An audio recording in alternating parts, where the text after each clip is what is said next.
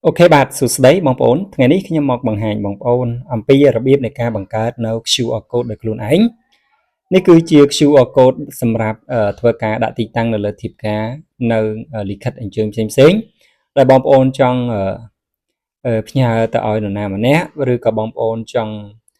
nhà tị tăng tàu tị đầm bòn na để bong bóng squall hay bong bóng trong nhà tại ở mật phe bài dưỡng quạt trong tàu cầm san nó tị cái lại nút đôi chân đáy đời xa tại quạt ở đằng thà tị tăng nắng cua tập tàu tam plau nát trước bong bóng ai thua ca bằng card nộp siêu ở code đằng hái bong bóng ai nhà tại quạt tam telegram rồi tam ở chat xem chỉ đàm ní hay ní cứ chia QR code ដែលខ្ញុំបានបង្កើតដាក់នៅលើធៀបការនេះគឺខ្ញុំបានរចនាធៀបការ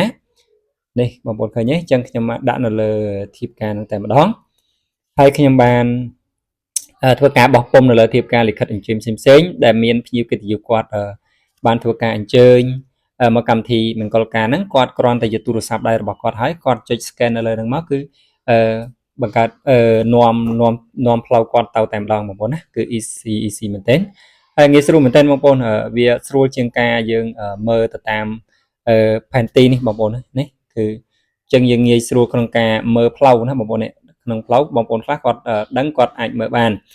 ហើយមួយចំនួនទៀតគាត់គ្រាន់តែធ្វើការ scan នៅលើ QR code នៅលើទូរស័ព្ទដៃទៅគឺបានជាការស្រេចហើយគឺវាងាយស្រួលជាងការមើលផ្លូវបែបនេះបងប្អូនណាអូខេតោះអញ្ចឹងយើងកុំឲ្យខាត់ពេលវេលាយូរបងប្អូនគ្រាន់តែធ្វើការdownload កម្មវិធីមួយដែលមានឈ្មោះថានេះបងប្អូន QR code ណា QR code generate ណាបងប្អូនគ្រាន់តែធ្វើការ download កម្មវិធីនឹងមួយមកគឺបានជាការស្រេចបងប្អូននេះឈ្មោះរបស់វាគឺ QR code បងប្អូនឃើញគឺវាមាននៅលើនឹងតែម្ដងអញ្ចឹងសូមបញ្ជាក់ភាសាទៀតបងប្អូនដែលអត់ទាន់មានកម្មវិធីហ្នឹងបងប្អូនគ្រាន់តែធ្វើការ download មកបងប្អូនចាប់ផ្ដើមចូលមកលើពាក្យថានេះទូរស័ព្ទដៃ iPhone បងប្អូនចុចទៅលើពាក្យថា App Store ទូរស័ព្ទបងប្អូន Samsung Oppo Huawei ហ្នឹងបងប្អូនធ្វើការនៅលើពាក្យថា Play Store ណាអញ្ចឹងខ្ញុំបានធ្វើការ download ហើយអញ្ចឹងខ្ញុំមិនបាច់ចាំធ្វើការ download ឯកសារទៀតទេយើងគ្រាន់តែចាប់ផ្ដើមចូលទៅបង្កើតវាតែម្ដងអូខេអញ្ចឹងបងប្អូនចាប់ផ្ដើមចុចមកលើហ្នឹងមកឧទាហរណ៍បន្តមកទៀតបងប្អូនចុចខាងលើនេះបងប្អូនចុចខាងលើនេះមកអូខេបន្តមកទៀតបងប្អូនធ្វើការចុចកន្លែងពាក្យថា Create QR code នេះមកបងប្អូនចុចលើវាមកអូខេបងប្អូនឃើញទេនេះបានហើយអញ្ចឹងបងប្អូនត្រូវចូលទៅកំណត់ទីតាំងណាបងប្អូនទៅកំណត់ទីតាំងផែនទីណាមួយដែលបងប្អូនចង់ឲ្យមិត្តភ័ក្តិរបស់យើងចង់ទៅលេងឬក៏ចង់ឲ្យគាត់មកផ្ទះរបស់យើងដែលងាយស្រួលក្នុងការស្វែងរកផ្លូវអូខេអញ្ចឹងបងប្អូនថយចេញសិនមកហើយបងប្អូនចូលទៅរកពាក្យថា Google ណាបងប្អូនរក Google នេះ Google Map នេះមកអញ្ចឹងបងប្អូនចូលឡើង Google Map នឹងមកអូខេពេលដែលបងប្អូនចូលលើ Google Map នឹងហើយបងប្អូនស្វែងរកទីតាំងណាមួយដែលបងប្អូនចង់ឲ្យមិត្តភ័ក្តិយើងគាត់ទៅលេងអូខេឥឡូវឧទាហរណ៍ថាខ្ញុំចង់ឲ្យមិត្តភ័ក្តិយើងគាត់មកលេងនៅវត្តភ្នំណាបងប្អូនវត្តភ្នំខាងស្រុកកំពង់ត្រាចបងប្អូនណាអូខេអញ្ចឹងខ្ញុំគ្រាន់តែធ្វើការបរិច្ស្វែងរកផ្សារកំពង់ត្រាចមកបងប្អូនអូខេខ្ញុំចាប់ផ្ដើមរកផ្សារកំពង់ត្រាចអ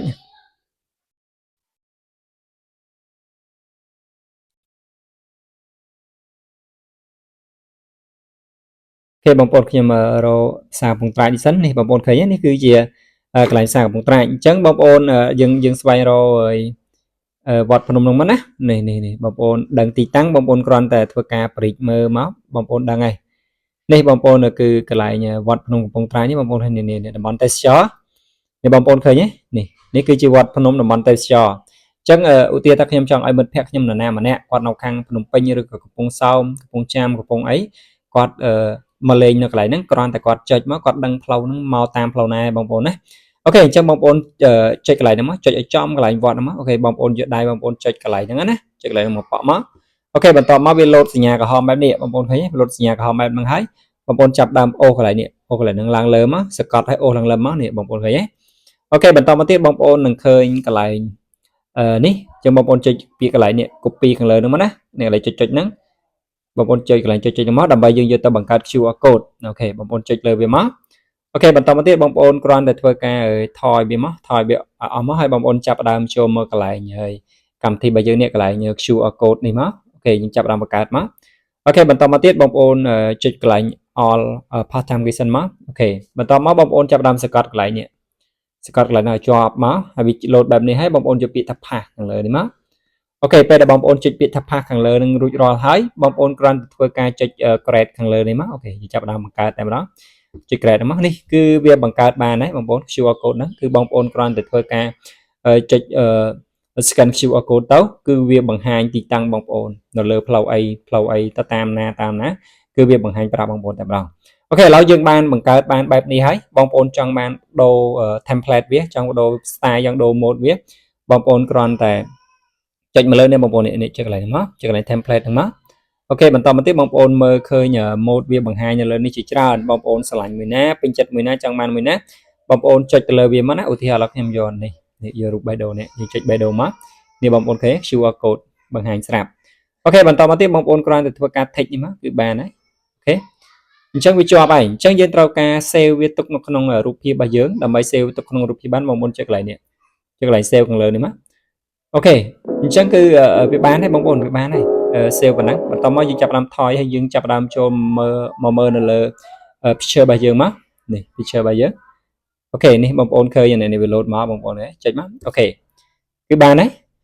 បន្តមកបងប្អូនអាចធ្វើការផ្ញើជា QR code ហ្នឹងទៅមិត្តភ័ក្តិរបស់បងប្អូនបានចង់ឲ្យគាត់ទៅលេងនៅខាងកំពង់វត្តភ្នំស្រុកកំពង់ត្រាចអីហ្នឹងបងប្អូនណាគឺបានហើយអត់មានពិបាកទេទោះបីគាត់នៅខាងកន្លែងណាក៏ដោយបងប្អូននៅខេត្តណាក៏ដោយគាត់ចុចមកគឺគាត់មានផ្លូវដែលគេនាំមកតាមផ្លូវហ្នឹងហើយអញ្ចឹងយើងអត់មានពិបាកសួរគេតាមផ្លូវអីច្រើនរញ៉េរញ៉ៃទេបងប្អូនណាហ្នឹងហើយវីដេអូរបស់ខ្ញុំគឺរបៀបនៃការបង្កើត QR code នេះគឺខ្ញុំមានតែប៉ុណ្្នឹងទេណាហើយបងប្អូនសូមកុំភ្លេចជួយចុច like និង subscribe ដាក់រូបកណ្ដឹងខ្ញុំម្នាក់មួយទៅគឺដើម្បីទទួលបានវីដេអូថ្មីបន្ថែមទៀតណាដោយសារតែមួយរយៈខ្ញុំរវល់ឥឡូវខ្ញុំចាប់ដើមចំណាយពេលវេលាធ្វើវីដេអូខ្លះហើយបងប្អូនអាចយកមកធ្វើបែបនេះបានដូចខ្ញុំអញ្ចឹងហ្នឹងហើយបងប្អូនបាទសូមអរគុណបងប្អូនសូមជម្រាបលា